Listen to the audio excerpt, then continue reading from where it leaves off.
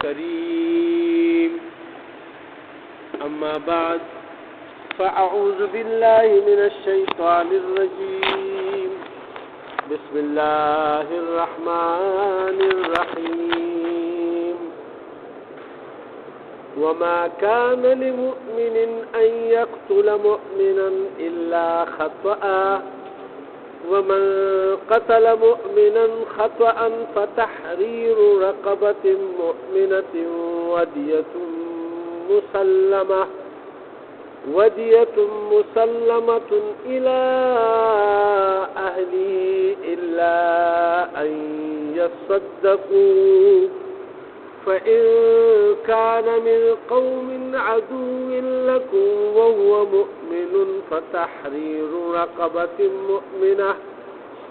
وإن كان من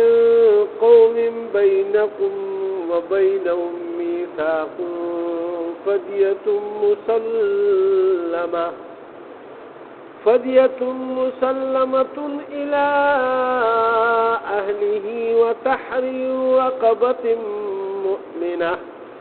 فمن لم يجد فصيام شهرين متتابعين توبة من الله وكان الله عليما حكيما. ومن يقتل مؤمنا متعمدا فجزاؤه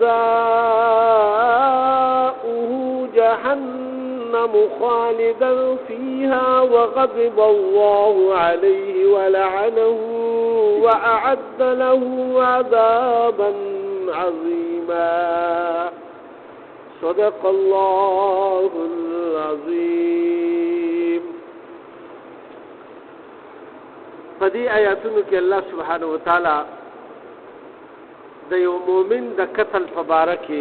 ذکر فرمایلی دی. ځکه چې یو پیره داسې کار وشو چې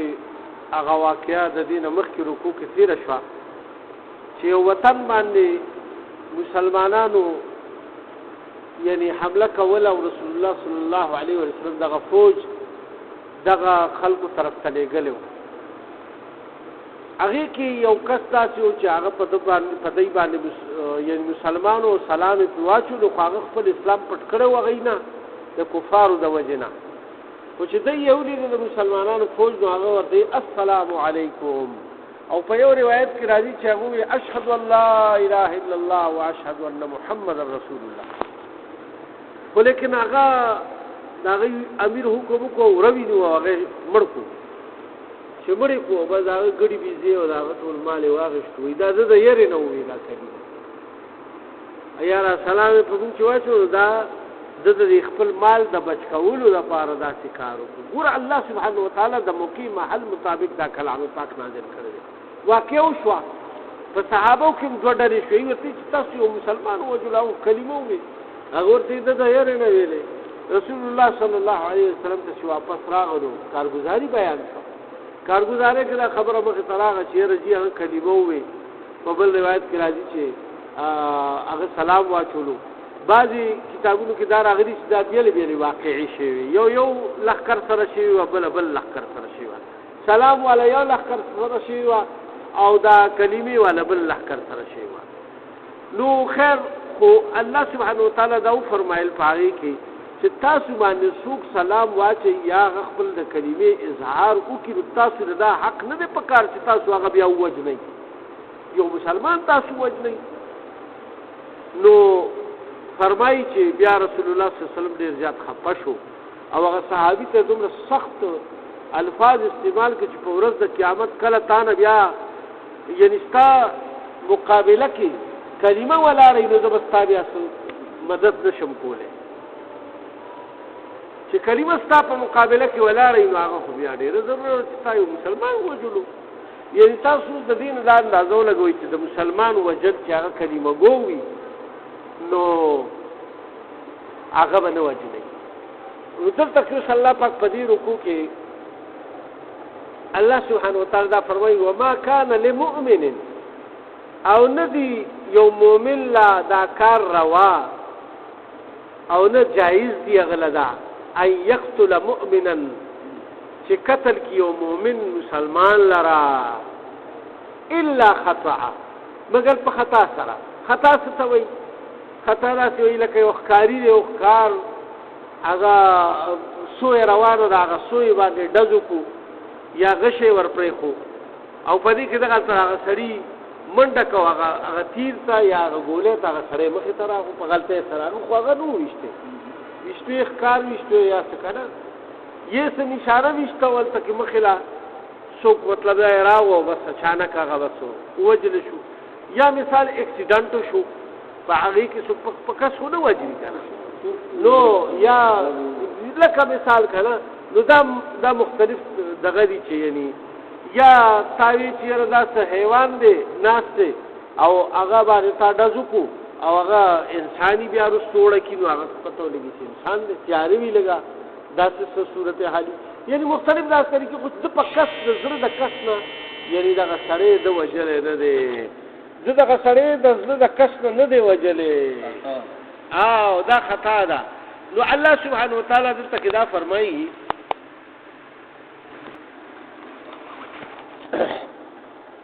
چې یو الله سبحانه وتعالی دې رکوع کې اوس دا فرمایي وما كان لمؤمن او ندي جایز یو مؤمن لرا ان يقتل مؤمنا چې قتل کې یو مؤمن مسلمان لرا الا خطأ مگر دا الله سبحانه په خطا سره قتل شنا به له خبره ده، او په کسب دې توره بنرالی، چاړه بنرالی، کانه بنرالی، ټوپک بنرالی، کراشنکوب بنرالی، ست طریقې سره بده نه وجني. ومن قتل مؤمنا خطأ او چانه چې قتل شو یو مؤمن مسلمان په خطا سره فتحرير رقبه نو دې به آزادوي یو غلام لرا مؤمنه چې هغه مؤمن غلام وي، ٹھیک ده. ودیه مسلمه او دې سره بیا بل کار کوم یو کوي چې داغه رشتہ دارانو ته خون بها ور کوي، خون بها ور کوي. پس زړه زمانه کې د رسول الله صلی الله علیه وسلم په زمانه کې خون بها چې کومو سلو خانو قیمت پیدا کولو، د سلو خانو قیمت پیدا کولو او د سلو خانو د سمقدارو چې مثال دیر شو د 15 کالوي او بیا پکې دیر شي کوم دی نو هغه سلو کالوي بیا دیر پکې 3 کالوي، دا څه مقدار دی هغه په احادیثو کې او په فقہ کې راغلی دی، هغه بیا د موقع محل مطابق سره تپوس کی او یا د هغې مناسبت سره هغه وخت سره چې کوم د څنګه چې موږ د زکات نصاب وباسو 200 درهم نن سبا تقریبا 80,000 روپۍ جوړېږي، نو هغه وخت سره چې د هغه اوښانو د قیمت نه کم سپین زر راوتي دي نو هغه علماو لیکلي، نو هغه هغې دیت کې لیکلي دي چې دا دومره دیت د دې نه جوړېږي، د سپینو زرو مقدار ته جوړېږي هغه موقع محل مثلا. خو دلته کې الله پاک فرمایل چې یو خو به غلام آزادوي، مؤمن مسلمان غلام به آزادوي، دا به د دې دپاره چې د ګناه خدای پاک معاف کړي او بیا به بل کار به دا کوي چې دغه خون بها به ورکوي، قیمت به ادا کوي د ده وارثانو ته الى اهله، د ده وارثانو ته اهل عیال ته چې څوک یې وارثاني الا ان يصدقوا مگر دا چې صدقه کی دته دا مال یعنی هغې ته سوانلی بس موږ د خدای د رضا دپاره ته معاف کړې، څنګه چې هغې دا ووایي چې موږ د خدای د رضا دپاره ته معاف کړې، خو لیکن دا غلام به دی بیا ازادۍ دغه بله خبره ده، هغه د الله سبحانه وتعالی سره توبې او دغه دی او دا د هغې د جرم نه به خلاص شي. خو که اوس په یو حالت کې داسې کار وشي چې د یو سړي دي هغه 4 زامن دي او 4 لونه دي او یو یې ښځه ده او هغې ټول ورته معاف کړي او یو پکې نه معاف کوي، نو بیا به داسې کار وشي چې هغه یو له به د هغه ټولې خون بها قیمت ولګوري چې یو له به پیمنټ وکړي او هغه نور خپل حق معاف کړو، بس هغې له به نه ورکوي بیا، خو ورکوي به ځکه چې ټول به معاف کوي، نو ټول به معاف کوي، که ټول نه معاف کوي څوک معاف کوي څوک نه معاف کوي، څوک نه معاف کوي نو پای باندې او په زور نه معاف کوي،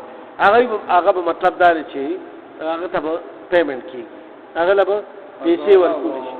ازاله به ورکولی شي، یعنی دا هر سړي اوس په خپله خوښه باندې خبره ده. ٹھیک شوه. دلته کې نو الی اهله کې دا راو چې هغه اهل عیال کم وي، د هغه وارثان کم وي، حقیقي وارثان چې هغه کم وي نو هغې ته به ورکېږي الا ان يصدقوا مگر چې هغې یې ورته صدقه کړي بالکل ټولې پرېږدي، بس کیسه ختمه شوه، صحیح شوه. فإن كان من قوم عدو او کچره یو سره داسې وو دغه سره چې مرشوي دی دا داسې قوم نو چې هغه ستاسو د دشمن قوم وو. د دشمن نه مراد دلته مسلمان دشمن نه ګورئ، دلته ما ته وکړه دا د مسلمان دشمن نه کافر دشمن ته مراد دی چې کافر ملک نه وو، کافرانو خو پای کې یو مسلمان اوسېدو او هغه مړ شو. دلته ګور داغه مسله بیانې ها دا ذهن کې ساتي. من قوم عدو لكم چې تاسو داغه په منځ کې یعنی دشمنی و د کفر او د شرک وهو مؤمن او هغه په سره پکې مؤمن ځکه خو الله پاک دا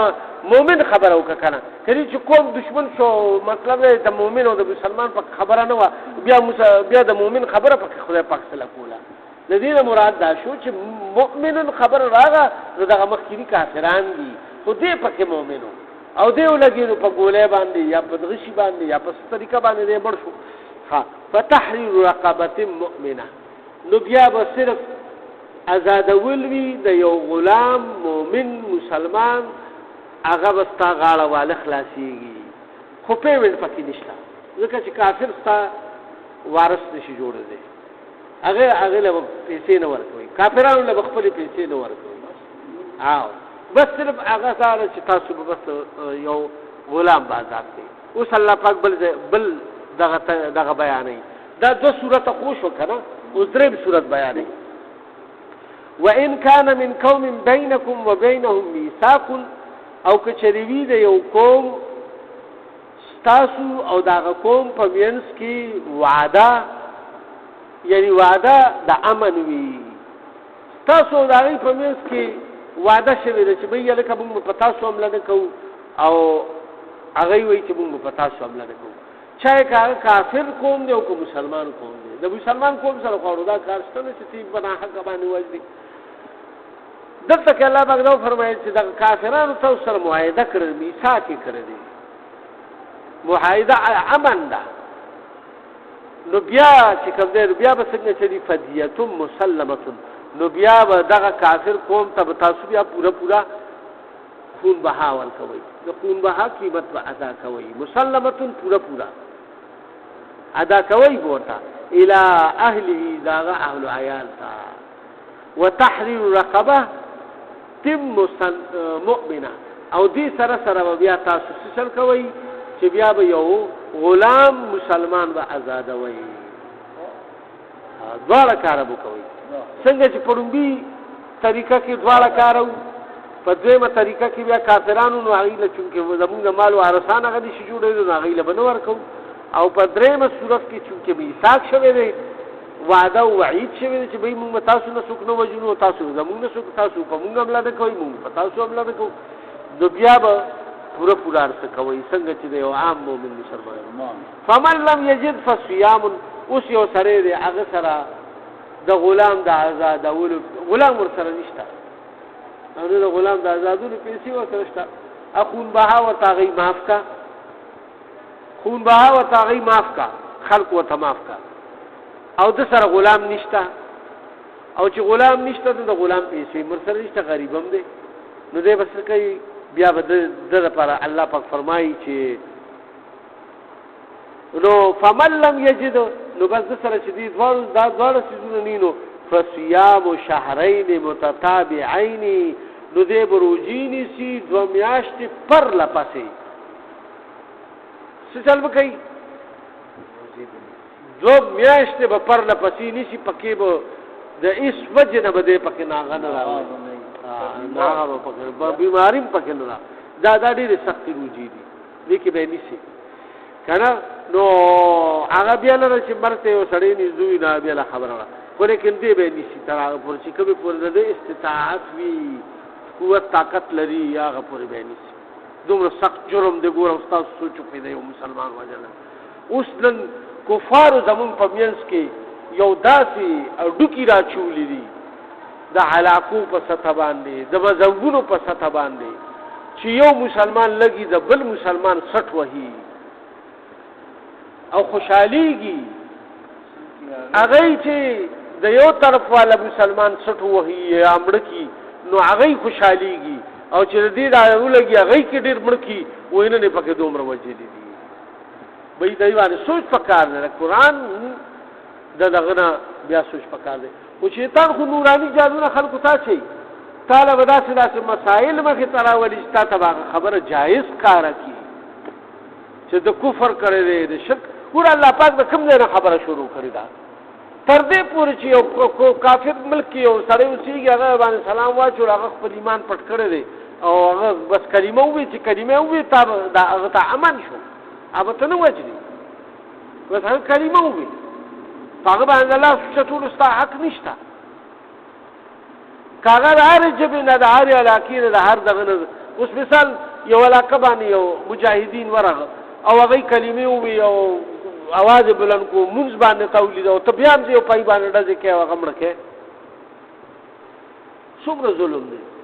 دلته کې الله په فضل فرمایي چې نو دا څه وجره چې يهود او نصارا دا نه غواړي اې د مسلمانانو قوت په خپل منځ کې په جګړو باندې ختمي اې وایي چې دوی مونږ تاسو سميږي نه هغه له مصلحه را لېږي او دوی له مصلحه را لېږي او په خپل کې دوی لګیا دي او د ځان لا باتریان بیانې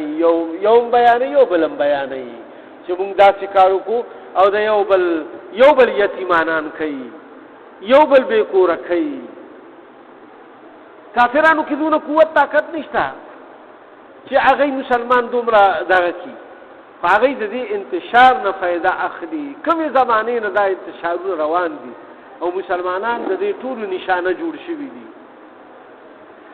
الله پاک دې مونږ ټول مسلمانانو ته او امت د محمد صلی الله علیه وسلم ته هدایت وکړي امين دلته کې صلی الله پاک فرمایي چې بل دې بیا دې سي سوروجي دو میاشت روزي او توبه من الله دا توبره د الله تعالی دو چې دا دو میاشت دې ته اونې سروجي مسلسل وکانه الله او دې الله پاک علیما حکیما د هر خبر نه خبر خو حکمت والده هغه چاته غږ نه کوي تر مرګه پورې چاته غږ نه کوي چې دې څه کوي یا دې کوي بیا په اخر کې راځي اوس الله پاک ګوره فرمایي ومن يقتل او څوک چې وجري مؤمنا یو مؤمن مسلمان لرا متعمدا فكسر فجزاؤه جهنم دا هغه زید جهنم او خالدا فيها او وی بده پدې کې همیشه د پاره وغضب الله او غضب وی پد باندې د الله پاک عذاب دی د الله پاک په دې سړي باندې چې دی مسلمان رور وجلو ولعنه او لعنت وی پد باندې د الله پاک واعد له عذابا عظیما او تیار کړی دی الله پاک د دې لپاره عذاب ډیر وی د کافرانو نه علاوه د یو مسلمان د ګناه په سله کې دومره سخت سزاګانې د یو سیز د لپاره نه دي بیان شي په قران پاک کې الله تعالی د دې لپاره څو قسم سزاګانې وي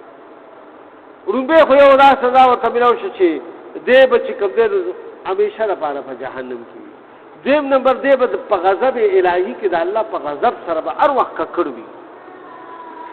دریم نمبر په ځوانه د الله په لعنت وريږي تر دې پورې چې رسول الله صلی الله علیه وسلم فرمایي چې بعض وخت په کافرانو باندې چې تاسو سره سزیاتې او دغه نه کړی تاسو لعنت په ملګي ځکه چې څه پته لګي هغه مسلمان شي اخیری وخت کې چې کلمه وایي لعنت په نه کې تر کومه پورې چې خاتمه ده او سړی نه ملو شي تاسو ته پته نه چې د په کفر باندې مړ شو نو هغه بیا او بیا الله پاک کوئی تیار کړی راغله لپاره عذاب دی لوی نو دا عذابونه ټول چې څومره بیان شول دا کفارو لپاره دي او دا د مسلمان لپاره دي چې کوم دلغه کړی دي بعض احادیثو کې دا راځي چې الله پاک به په یو وخت کې معاف کړي خدا خالدن فیها دې طرف ته اشاره کوي چې ډېر زمانه پورې په کې دې پروتي فعربونو کالا په ملینیانونو په ټریلیونونو کالا په کې پروتي نو تاسو سوچ کوئ د دې ژوندۍ شپې ته یو کال لپاره موږ څه کوو نن سبا دیو بل سټونه پرې کوو دیو بل لغه پرې دا نو دا اوس دغه بس ګورو دا موږ د قرآن نه خبر نه یو کړ دا ولې چا کې بالکل اړو دغه نشته دا چې قرآن باندې موږ فایده او دا مو وی دا الله دومره یاره به په زړه کې وا زړه به مو راپېدو او چې موږ د قرآن نه نیو خبره او بس وایو مسلمانان او په قرآن باندې عمل پکار دی او قرآن باندې عمل پکار دی خو چې د بل لپاره یې پکار دی چې د ځان لپاره یې نه پکار بچا باندې چې په خپل راشي که زوی غلاو کی که ډاکه واچي که قتل کی نو بیا ول روغي پرسیم ګرځي او دا لپاره رقم او درخواستونه کوي او په خپل کې خلکو نه غړي او دا کی بیا دا نه وایي چې زما پر دې باندې په دې رور باندې شریعت سزا وخیږي شریعت د صرف د بل لپاره دی دا مساله چې چاته تکلیف ورسېدو بس هغه وایي شریعت چې چاته تکلیف نه رسېدلې هغه چلته غواړي اوس الله پاک فرمایي یا ایها الذین آمنوا ای ایمان والو اذا ضربتم کله چې تاسو په ځمکه کې رواني فی سبیل الله په لار د الله کې فتبینوا نو خو تحقیق کوئ اول ولا تقولوا او موای لمن هغه چاته القا چې واچوي تاسو باندې الیکم السلام سلام تاسو طرف ته لست مؤمنا چې ته مؤمن نه اوس الله پاک داغي ذکر فرمایي تبتغون عرض الحیات الدنیا تاسو دې په دې وجه باندې وجه یعنی چې تاسو دغه تک حاصله ول غواړي سازو سامان د دې دنیا چې هغه معلومات او مال غنیمت دي چې دې وجنو او هزار سواخذو فعند الله مغانم كثيره نو الله سره دې زیات غنیمتونه دا مال دولت خو الله په خزانو کې ډیر زیات دي کذالک دغرنګي کنتم من قبل وی تاسو دې مخکي فمن الله نو احسان کو الله پاک علیکم فتاسو باندې فتبینوا نو پس تاسو دې تحقیق کوي پدې کې تاسو وایي چې په مکه معظمه کې وایي او کله کمزوري وایي نو کافرانو به در باندې ډیر زیات ظلم کولو او ډیر پکې داسې چې هغه ایمان پټ ساتل او چې هغه دغه تکلیفونو برداشت نشو کوله کوم ګور رسول الله صلی الله علیه وسلم کو نبشناس هم وکړه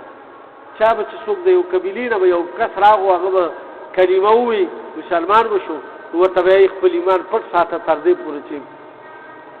زمونږ ته خدای پاک غلبه راکړي هغه ته پته و چې دې اوس په دغه یو قبیله کې وای خلک په والو مړ کړي خپل ایمان پټ ساته دلته کې الله پاک فرمایي چې تاسو باندې الله پاک ګوره احسان وکړو چې تاسو دا وخت نه راوېستئ هغه وخت یاد کړئ اسلام ته دا مسلمانم چې په دغه قوم کې اوسېږي او د تاسو ته سلام پیش کو نو د خپل ایمان پټ کړی او د تاسو ته څرګند کو او تاسو په باور ونه کو لہذا خل دغه کوي فتبینوا د تحقیق کوي بیا کار کوي ان الله بشک الله چې کان بما تعملون خبيرا اغستا سود ار کار نه خبردار دی تاسو چې کوم کارونه کوي هغه نه خبردار لا یستوی القائدون اوس الله پاک په جهاد کې او د الله په لار کې چې کوم خلک جنگيږي یا د الله په لار کې د دین د ذکر لپاره دي یا د الله په لار کې د دین د خورولو لپاره دي دا درې صورت دي نو دا هغه خبره کیږي لا یستوی القائدون ندی برابر فکر پکور کې ناس خلق من المؤمنین د مؤمنانو غیر اولي الضرر چې چاته اسم عذر دی والمجاهدون او دا جهاد کون کی خلق چې دی فی سبیل الله فلار د الله کې به اموالهم چې په مالونو سره جهاد کوي وانفسهم او په جانونو سره جهاد کوي فضل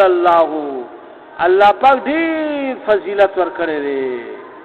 المجاهدین مجاهدانو ته چې کوم د الله په لار کې دي باموالهم وانفسهم چې هغه مالونو او جانونو سره جنگيږي علی القائدین پچا باندې دا پکور کې چې ناس کم خلق دي پکورونو کې کم خلق وسیږي او ناس دي او په بازارونو کې خپل کاروبارونه کوي د دې په مقابله کې هغه خلق چې کوم د الله په لار کې جنگيږي یا د دین سربلندۍ لپاره او یا د دین د ذکر لپاره یا د دین د پیغام د خورولو لپاره د دې ټولو لپاره نو هغه الله پاک علی القائدین درجه ورکړي د پریناستو خلقو باندې درجه وکل وعد الله الحسنى بیا الله پاک دا فرمایل چې ټول ته الله پاک وعده ورکړي دا ډیره ښه الان کې الله پاک ټول مسلمانانو سره وعده ډیره ښه کړی دا وفضل الله المجاهدین بیا الله پاک فرمایي او فضیلت ورکړي دی الله پاک مجاهدانو ته علی القائدین اجرا عظیما پناستو خلقو باندې لوی اجر دلته کې الله پاک فرمایي کنه بعضی وخت کې دا د دې په تفسیر کې بعضی علما دا څه وایي چې لکه څوک ډېر دغه نیکه بیانوي وي لکه وسو نیکه ورته ملایږي په یو دغه باندې روپیا باندې وسو روپیا ثواب ورته دلته الله پاک اجر عظیم ذکر کړی اجر عظیم دي ته وایي چې الله پاک بلوي اجر ورکړي اوس الله چې څومره لوی هغه اجر به دومره وي داغه حساب نشي کېدی ځکه چې یو آیات کې په سوره بقره کې تیر شي چې الله پاک ورکړي دیلا هغه یو وګي چې یو دانو کړل شي پای کې بیا یو وګي روخیږي او په ټانټه روخیږي په ټانټه کې بیا وګي یو پارا وګي کې سلسل دانی وینو وسو شوي او الله پاک د دینم زیات ورکړي نو هغه زیات اجر عظیم دی چې څومره ورکړي هغه الله تعالی درجات منه او ویل درجه ورکړي د خپل طرفنا ومغفرة او مغفرت ورکړي ورحمه او رحمت یعنی بخشش ورکړي بخنه ورکړي او رحمت په خدای پاک وري او وکانه الله غفور الرحیم او دې الله سبحانه وتعالى